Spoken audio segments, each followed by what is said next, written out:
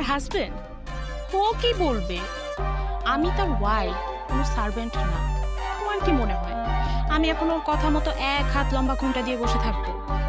তাছাড়া আমি একজন ইন্ডিপেন্ডেন্ট গার্ল, আমি চিল লাইফ লিড করতে পছন্দ করি। তাছাড়া আমার হাজবেন্ডও মডার্ন মেন্টালিটি। ভাবি, তুমি কি চলো না আমাদের সাথে? কোথায়? আমাদের ক্লাবে নাইট পার্টিতে। আমি তো এইসবে ইউজ টু না। ইউজ টু হয়ে যাবে। আমাদের ওইখানে না অনেক কিছু চলে, শীত, ভেপ, আরো অনেক কিছু। তুমি গেলে তারপর বুঝবে। চলো না, একদিন যাবে। না, আসলে আমার হাজবেন্ড একদমই রাজি হবে না। তাছাড়া তোমার কথা মতো আমি ওদের একটু প্রেশারে রেখেছি।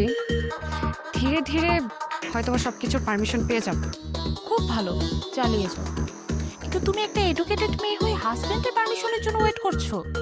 হাজবেন্ডের পারমিশনকে জাস্ট গুল্লি মারো, ওকে একটা টেক্সট করে বলে বাসা থেকে বের হয়ে যাও। লাইফটাকে এনজয় করতে শিখো।